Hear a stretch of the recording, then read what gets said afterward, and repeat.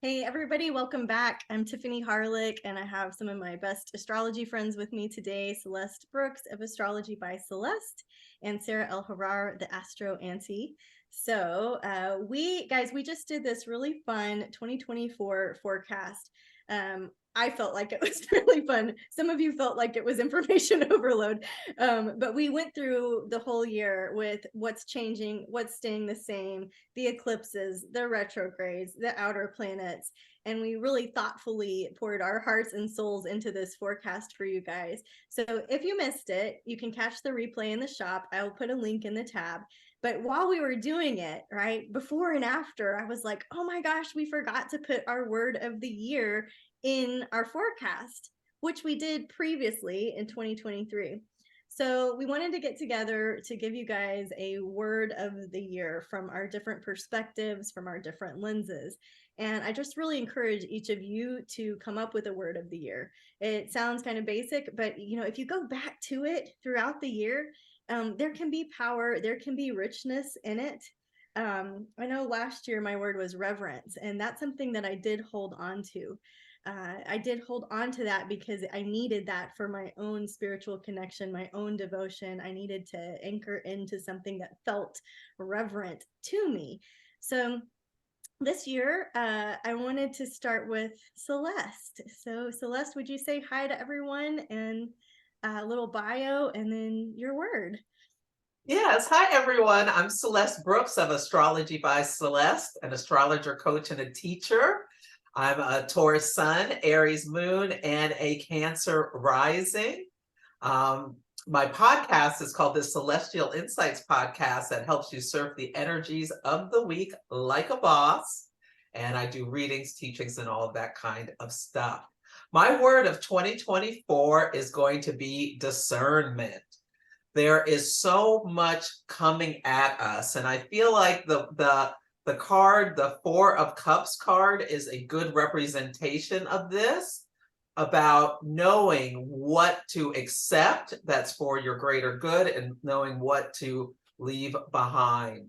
Because Jupiter, the planet of expansion, will go into the sign of Gemini in May, and there's going to be information. Gemini is information just coming at you, coming at you, coming at you. You don't know what to believe. You don't know what not to believe, but it's overwhelming. So in order to stay grounded, once Jupiter moves from Taurus, an earth sign, into Gemini, an air sign, I think using discernment, like don't believe everything you read, see, hear. Look to reputable news sources. They can be alternative, but reputable. And yeah, people are going to be trying with Pluto and Aquarius to force their beliefs on you and be discerning about who you engage with. Yeah, that's my word. Okay, so towards that end, Sarah just told us this true story of the third wave, and I would love for you to just share that again because I think it helps illustrate beautifully why discernment is so important. Yeah, so the third wave experiment was something that happened in a high school in 1967, where the history teacher wanted to show his students how easily a crowd could be convinced to do unthinkable things, as he was teaching them about Nazi Germany. And I think he was like confronted with like students always saying like, oh, how could the Germans do this? How could this happen? And so he decided to make a 5-day experiment in which he used propaganda techniques to successfully brainwash the whole classroom, which eventually spread to the whole school and eventually to their town. And on the 5th day, there were marches calling for revolution and for uprising. And he led everybody into a room where he told them that it was a hoax, and that they had been, in fact, brainwashed using the same techniques that the Nazis did, and that it just took him 5 days to let them get behind something that didn't even exist. So apparently there's a movie that came out in 81, The Wave, that I haven't seen. But hearing about this experiment really told me a lot about some of the things that's going on right now with the media and how easily it is to jump on a bandwagon and um, do as you're told. Yeah, Yeah. frightening. And so when you think about discernment, right? Like I think it's such a good word. Like I think we could all agree that that could be the banner word, especially for 2024. But when you think about discernment, and even when I'm doing astrology readings for people, right? I'm telling like you trust yourself, but how do you do that really? How do you make decisions? And if you don't know how you make decisions, you're going to feel lost in life's maze. You're going to feel confused. You're not going to know who to trust. If you don't have some sort of faith in your own ability to make a decision, it's going to feel lost and overwhelming. So, how do you make your decisions and how can you trust yourself? That's the inner healing work. That's the spiritual work that you can be doing as you're preparing to be discerning.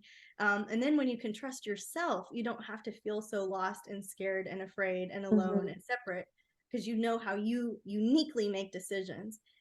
For me, I have relied heavily on the human design system to know how I personally make decisions. It was life changing for me to understand my unique aura field and how I make decisions. We are in society, we're taught things like right, like good and bad, and I think that's very easy to get to with Jupiter and Gemini. It's like there's good and bad, there's right and wrong. Now, there's a story, good or bad, who knows? Do you guys know this one? Okay, so I hope I don't get it completely wrong. But the idea here is that there's a farmer and his son. I'm just gonna look it up because it's really easy to find. Uh, but the idea here is good or bad. Who knows? You know, who knows? So this is an old Chinese story of a farmer in his field. And so one day the horse escapes into the hills, and when the farmer's neighbors sympathized with him, the old man says over his bad luck, he says, "Bad luck or good luck, who knows?" Um, and then a week later, the horse comes back with a herd of wild horses, and the neighbor congratulates the farmer, and he's like, "Yeah, what good luck?" And the farmer's like, "Good news, bad news, who knows?" But then the son's farmer is attempting to tame one of the wild horses, and the wild horse falls on its back and he breaks the son's leg, and everybody sympathizes with the farmer. "What bad news?" And he's like, "Bad news, good news, who knows?" And the last leg of the story is that several weeks later, the army marched into the village and drafted every able bodied youth they found. But they saw the farmer's son with a broken leg and they let him stay. So, good news, bad news, who knows, right? And so, this idea of polarity or making things bad and wrong is how we think and how we perceive things. So, another way you could look at that astrologically, how you make decisions, where's your Mercury? Where's your mindset? What do you think about? Do you guys have any other thoughts about how you are discerning? Yeah, I was thinking of a parable too, because you just brought the story, and I have another Gemini story, if you Okay. don't mind. So the other Gemini story is the blind man and the elephant. So there's a group of 6 blind men, and they've never been with an elephant. They've never experienced an elephant. And so they're brought an elephant to the village where they stay. And so one blind man touches the ears, and one blind man touches the tusks, and one blind man touches the trunk, and one blind man touches the feet. And when the elephant goes away, they get together, and one says, "Oh my God, this is like big like a tree." And the other one says, "No, it's smooth like a snake. No, it's sharp like a knife. No, it's hard like rock." And so they all experienced another elephant. And then finally, the one who sees the elephant tells them it's actually all 6 of these things. All of these truths are true. And because you experience one part of the elephant and you cannot see the other parts of the elephant, doesn't mean you saw the whole elephant. And I thought this was a lot with like Gemini, discernment, all of, critical thinking, all of that. Yeah. Yeah, good. Full body chills. Oh, I love that. I don't have a parable to share, but I agree. Both of those Perfect. I'll just, Um, yeah. Okay, so discernment's going to be huge, big keyword, awesome one to hang on to throughout the year. Know yourself, love each other, figure out how you make decisions, be at peace with that. When my mom was dying, she had a caregiver, and I was trying to decide, do I go live out there? Do I stay here? How do I navigate this? You never know when the end is coming. And she said, honey, pray about it, make a decision, and move on. And it's the best advice I've ever gotten, because it's like, we are going to be faced with difficult decisions next year, right? So I'll use that as a segue into my card reading. I'm going to give you my word of the year, and then we're going to hear Sarah's. So when we're talking about decisions, I've got the Two of Cups here, which I'm like, that's not a very 2024 card. So I drew another one. And then I got the Two of Wands here. And so you can see the theme of two and duality and choices and being pulled in two directions. Well, I'm not going to let us hang there. So I pulled the third card, which is the Fool. So the first major arcana card of the deck. It's 0. It's a ground 0. It's a starting point, and there's an attitude of being naive. Many of the old texts say that the kingdom of God is experienced through the eyes of a child. And this is the Fool card. This is having childlike wonder. This is a return to your innocence. This is a reminder that you have innocence, that you can connect to, that it's okay to seem a little naive, but you're not really. You were born wise, and you are marching to the beat of your own drum. We are working our way through Pisces to an Aries background frequency, and we are all working our way under our own unique genetic setup, our own unique heart, where we were born under different stars. And that's the gift of astrology, right? So get with us, get with your astrologers, help us help you see yourself as this beautiful individual who has a purpose and a passion and a reason to shine next year. So no matter what decisions you are making, it's good to be yourself, and you have the resources you need. This card reminds us that you have what you need today. This is a card of being in the present moment, not getting too far ahead or too far behind, thinking about the past, ruminating about the future. The Fool is today, baby. I read this meme that was like, your friends without kids want to know if you can just go to Africa on Friday. And I was like, as a Sag rising, I so relate with that. Like, yeah, let's go to Africa on Friday. But that's the Fool card, right? We have what we need in this moment, and to try to stay focused in this present moment while being pulled in two different directions next year, I think is going to be really powerful. So my word is aparigraha. Aparigraha. I feel like I don't say it well. So thank you for excusing my awkwardness. Aparigraha. It is one of the yamas. So if you think about yoga, there's 8 limbs of yoga, Ashtanga. And without going into the history of all of the 8 limbs, the first limb are the yamas, and the second limb are the niyamas. So the yamas are what we don't do, the restraints, the Saturn, and the niyamas are the positive observances, the things that we do. I don't know why, but the aparigraha it's what came to me when we were doing our research for 2024. Aparigraha is non-grasping, it's open hands, it's non-possessiveness, it's letting go, it's non-greediness, it's non-acceptance of gifts is one of the definitions. It's just being free, and it's non-hoarding. It's being free from things, free from thoughts, free from the physical stuff.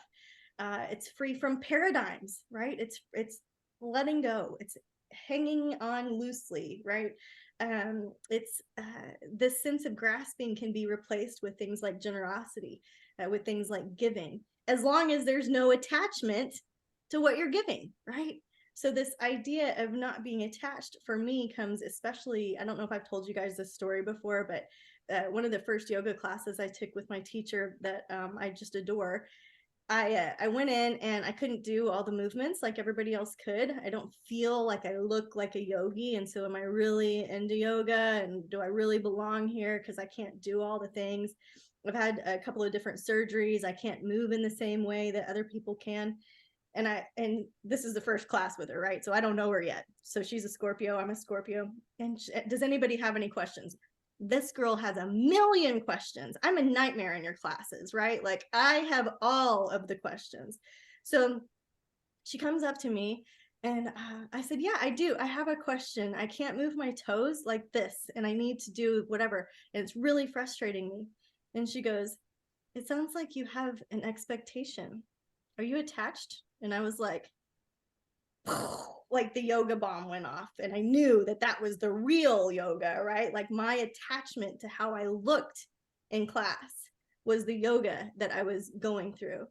So this idea of a parigraha as you move into 2024 is to not be attached, that you might change your mind a whole lot, that you might get some different perspectives on things, that there are many facets, there are many ways to look at the elephant that Sarah was talking about.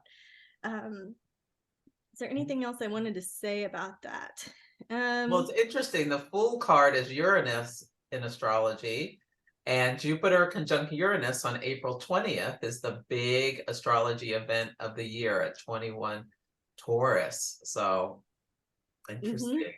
Very interesting, very interesting.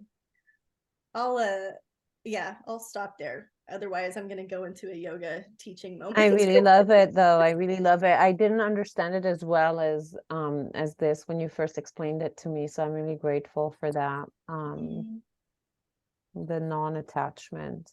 Yeah. It's a trip because we want what we want. We think we know everything, right? We think that we're so well studied. We have our opinions, rightfully so. We do our healing work, but there's here's what you know, here's what you know you don't know, and here's what you don't know you don't know, right? It's vast. So trusting yourself is really all we can do, I think, to give us a big anchor in the energy next year. So letting go of everything. It doesn't have to be like we're the hermit on the mountain with nothing and we're just like everybody's fasting. It doesn't have to be that dramatic, right? I have the gate of extremes. So I might do that. I might be on the side of the mountain not eating anything, but I have that in me. I have that extreme energy as part of my chemical makeup. However, it can mean, can I soften my grasp a little bit in some area for my own benefit of peace of mind, right? So a parigraha. I love it. What did you pick? What did you land on? Okay, but you know that I'm suffering with my words. So full disclosure, I'm suffering with my words because I'm also going through the thing where I'm kind of refining it as I go.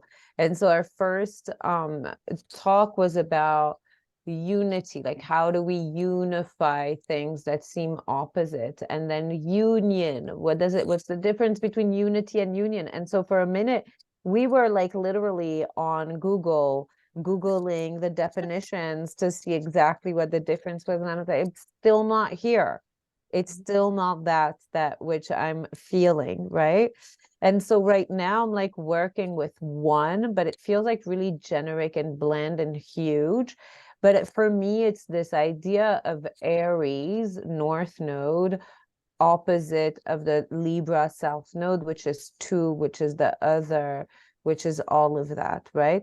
And so it kind of joins these things that you're talking about, and I'm seeing how they all kind of work together, because also in the oneness there is also aloneness in there. There is also singularity, not that discernment of who is what. There's also the not following the wave type of thing. If you are one, you're not one of many, but if we're all one, I'm struggling with my concept at this moment, but so, and I don't know where it will bring me, this word. I know that also I'm going on a retreat at the beginning of January, and that these thoughts are going to continue simmering, and that I might come up with something different. But I'm really feeling this. I'm in my nodal opposition, so I have my North Node at 24 degrees of Libra. The North Node today is at 24 degrees of Aries. I'm really feeling this idea of oneness and division. I think like that my understanding of Aries and Libra radically changed this year, radical, during the eclipses, where because the South Node is in Libra, I'm now seeing a shadow of separation inside Libra. If I'm acknowledging that it's another, then there is negotiation. Negotiation means that I want something, that you don't want it, that we are not one, that we are separate. The illusion of separateness. So I'm wondering, does the illusion start at Libra, at descendant, at 7th house? Like I'm having these big philosophical kind of like esoteric questionings, but really it goes back to like ascendant oneness, like that moment where from the 12th house to the 1st house, like that line of ascendant of like pure oneness, which is also like non-dualistic in a way, which is again no good, no evil, what is good, what is bad, what is this, what is that, you know, when you're like completely outside of the illusion of separation and it's just essence and there's just like divinity. I don't know. I don't know if it makes sense what I'm saying. I don't know if it's a rant. It's my No, thoughts. it makes perfect sense, Sarah, because right, like the end of Pisces, the end of the 12th house is that unity, is that compassion, is that place, and it's just on the, right before you get into Aries. You know, in numerology, one, yes, it is that singleness of focus, that singleness of purpose. If you were going to categorize it as negative to, if you know, positive, which we don't really want to do, but if you were, you would be like in the blinders, the one. It's like I'm focused on Yeah. something else, only me, only my project matters, don't get in my way, I'm going forward, right? That could be a challenging side of one. But on the positive side of one in numerology, it's the wholeness, it's the It's the one. wholeness. It's And so after unity came union, came wholeness, mhm. right? Came whole. And then the whole becomes one. Yeah. So I'm really working with this Aries North Node. And also like the one is not part of the many. Also, that I feel that there's something quite Uranian, like rebellious, out of, you know, out of the system. There's something there that I'm working on slash with slash I don't really know if it makes sense, but that's where my Maybe mind is you're taking me. getting like hints of Neptune and Aries in a few years. Maybe you're getting some hints. I don't know, but I like it. Yeah, it's Celeste, you possible. had some ideas that were popping up. What was going through your mind? Oh, No? no, nothing. I was just listening. I think it's fascinating. The one and the duality with the North Node, Aries, Libra axis. Yeah. The No. South Node in Libra, the South Node of separation, the illusion of two, the illusion of, you know, like I'm thinking like, you know, we usually say war is at Aries and peace is at Libra, but I'm wondering in my nodal opposition if it's not the opposite, actually. If at Libra, because there is two, then there is inherent discord, inherent misunderstanding, inherent negotiation, conversation, dialogue. And so dialogue, you know, implies the presence of another. Mm-hmm. You're really Yeah. right. Well, both Aries and Libra rule war. Yeah. Yeah, You're really right. Mhm. We're now right. our minds are blown. Now we don't know what to do. But I think the cool thing about this part is that it shows you that your word can change over time. It can change over the year. You don't have to be anchored into this one thing. You can let it morph and develop. And it's a thing of beauty. It's a live thing that's growing and changing with you as the year goes. So we might check in the first quarter, and we might all And I'll have have another synonym. yeah. You can add on. My other word is abundance. I'm welcoming Oh, yeah, I love abundance. it. Abundance. Jupiter, do it to us. Jupiter, the Taurus girls are waiting. Right. Yeah, I know. So I was excited. I texted my friends here, guys. I texted Celeste and Sarah because I've had a client that has her sun in Taurus in 21 degrees of Taurus in her second house. And I'm like, that's talk about abundance. I'm like, what's gonna happen for her? And then Celeste, tell us what you said. Well, it was within 5 degrees of her third house, and there was other things in her chart. And the third house is short distance trips and travel and mind stuff. I looked at it. I was like, a car, something with the car. I thought Right. maybe like tell her to be really mindful around that time about not getting into an accident, or if she needs maintenance to take care of her car. Right. Because Jupiter just brings more of everything, and Uranus can break things. So it's not necessarily winning the lottery, although it could be. Which is what Maybe I wanted for her. I maybe was she'll like, win a free car. That's her drawing. right. Oh, I don't know how we got off topic, but I like that. And I love the Jupiter, give it conversation. to us. That's Yeah, how or it it Yeah, could be happens. something about one of her siblings or neighbors, I think I said. Maybe uh-huh. her brother becomes a millionaire and buys her a car. Right. Right. I know she's been looking at land. I know she's been looking at like communal property. I know that she's been looking, so like that neighborhood symbol that can come in with third house issues, themes, I should say, not issues.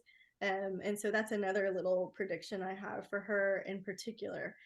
But yeah, anything can happen. Anything can happen, right?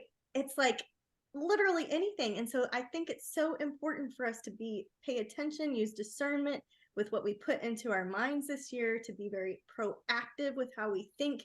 I ordered everybody, I have a bunch of Sages in my life, and so they're all getting gifts for me this time of year. And I ordered this journal for everybody that helps you really put your thoughts down in a way that uses your visual, the power of visualization. Because if we go into this year with fear and worry and discord, and we're expecting bad things to happen, and Jupiter and Uranus come in, you know, like what you think about is going to expand. Jupiter's going to go on and trine Pluto, so we're going to see it pretty quickly from April into June. We're going to see what we think about expand pretty quickly. So let's feed our minds and be clear about what we're feeding them. So that was a little more ranty than disgusting. I love it. I love it. Like, give it to me. Oh, guys. Well, this is such a fun episode. I'm so glad we forgot to share our words. Any excuse to get us together. Yeah. Yes, I love it. So Celeste introduced herself. Sarah, will you give everybody a little quickie bio? Oh yeah, I love it that I'm giving my bio at the end of this. This is classic me.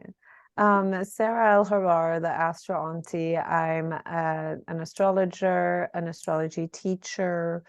I have workshops where I teach intermediate astrology to people who need to learn more techniques to make their readings better and to get more comfortable talking about astrology. So for people who know the signs and the houses, but don't know how to read aspects, don't know how to read rulership, don't have prediction techniques. So this is what I do. I take people who dabble and I make them really good. I have a retreat coming up in January, which is very much like I'm taking this word and I'm going to work on it when I'm in Costa Rica. Like I know that it's going to still simmer over there and come out with like another iteration. I'm really excited for this retreat. And yeah, that's me. That's perfect. And guys, I'm Tiffany Harlick. You can find me at tiffanyharlick.com. I practice astrology and beekeeping from Texas. I teach psychic development. I also have a podcast, which is why you're here. And just a reminder that if you liked anything that we had to say, you might also really enjoy our 2024 forecast. We just are so glad we just have the honor of doing astrology work with you guys. this is a blessing. It's a time of plenty to be able to discuss these higher concepts in a way. And so I just feel so fortunate to hang out with the two of you. And I hope that we can all meet the three of us in May this year. Fingers And crossed, fingers crossed. At Norwac. at Go. Norwac, Norwac, where Celeste will be go. teaching a class and you and I will be sitting front row, front row. taking Aw. notes, asking questions, clapping, making sure everybody claps too. I mean, there's some serious business. Yeah. And no matter what class Celeste is against, because sometimes they do this thing where they put like, oh, all the interesting classes at the same time. No, this is where we're going. Yeah, I don't care if the Astro gods are at the same time slot, where it's a Celeste class that we're going to. Each their own god. Thank you. I will be teaching about eclipses. Yeah. So exciting. One of my favorite things. It's amazing. Eclipses are the most powerful events for me in a year happen around eclipses, like undeniable, right? Mhm. Undeniable. My eclipse moment this year is that I heard from a family member that I hadn't heard from in 16 years. Blew my mind on an eclipse, right? Like those are the moments where I get the texts like astrology is real. Like my clients all you were right, Yeah, my brother texts me like, is it Mercury retrograde or something? I'm like, no, eclipse season. Much better. Good news, bad news, who knows, right? Good news, bad news, who knows? Well, This was lovely. Thank you so much. Thank you. Oh, tell people how to purchase the recording for our 2024 forecast. For our forecast. So if you go to tiffanyharlick.com in the shop tab, you'll see it. It's also on my homepage. And if you have any problems at all, just email me, tiff@tiffanyharlick.com. I will personally make sure that you are completely taken care of and handled with love and care and respect. We want everybody to have this information so that you can, work with the astrology. It's just smart. It's just having the intuitive forecast for the whole year from 3 different perspectives, right? It's the best. And so you need this forecast and you need a calendar. You need it all. Everything is very needed. Yeah. Very needed right now. Very needed right now. So thank you for that. Yes, the digital astrology calendar is something that is a labor of love that I adore doing. I take weeks off in July to make it every year. And every year it's like it gets better and better. It does get better and better every year. You really Virgo midheaven it. Yes. You add new things, languages and all of this other stuff. It's incredible. The best. This the year, moon phases. The moon phases. Families. The moon family phases were a big one. I added that to all of them this year, all of the moon phases. I used to just do new moon and full moon, and now I do all 4. Yeah. Another one that I'm kind of excited about is for the conjunctions this year. I added the sign, which I used to just do they were just conjunctions, but now I've added the sign, so you really get the flavor of what's happening. You know exactly where it is, so you can find it's excellent. You put the degrees. Yeah, I put the degree. You guys, yeah, you really watched the calendar. Thanks. Yeah, I did. I put the degrees.